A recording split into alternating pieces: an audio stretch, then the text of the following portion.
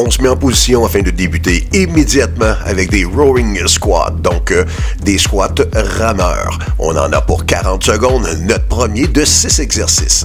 Donc, je vais tirer vers le haut du haut, c'est-à-dire vers mes épaules, et je vais descendre afin de faire un squat. Mes fesses vont au minimum à la hauteur de mes genoux, sinon un peu plus bas. Et lorsque je vais me relever, je vais expirer.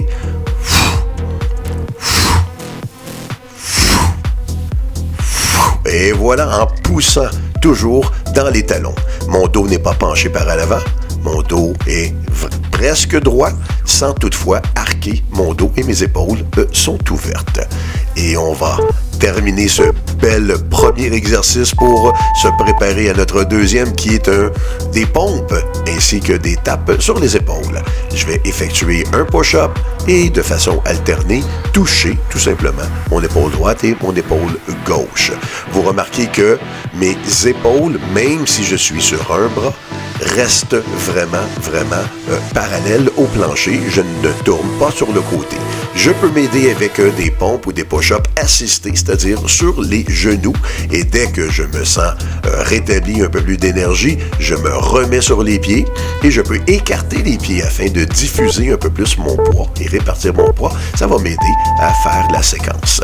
On se prépare pour notre troisième exercice qui sont des fentes sautées. Remarquez la largeur de mes jambes, la même largeur que mes épaules. Ceci m'aide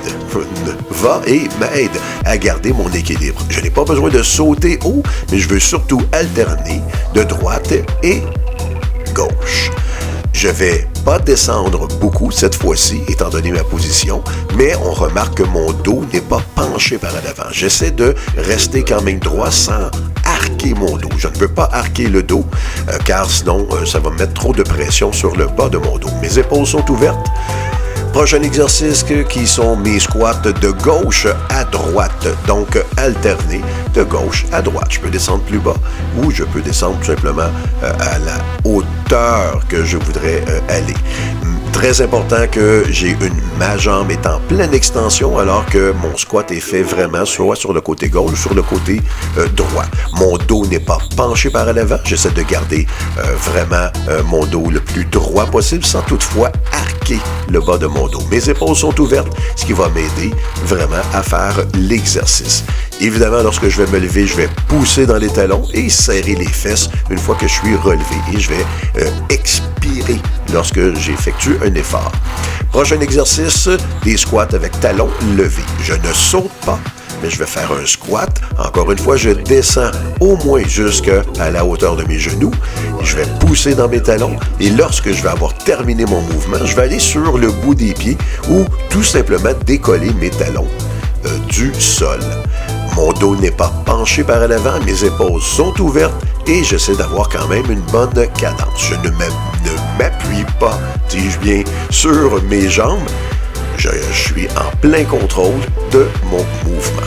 Et déjà, notre dernier exercice pour cette première séquence de 4 minutes qui est de l'escalade de montagne, donc des mountain climbers. On voit que mes mains sont bien au sol et j'alterne de droite à gauche en levant les genoux le plus possible. Mon derrière n'est pas trop élevé, ma tête n'est pas trop surélevée non plus et je garde un bon rythme. C'est mon 6e exercice en 4 minutes. On va répéter ça au minimum 2 fois, sinon 3 fois, sinon 4 ou même 5 fois afin d'obtenir des résultats maximum. Une petite séquence de 4 minutes. Vous avez réussi. Bravo. Et on remet ça.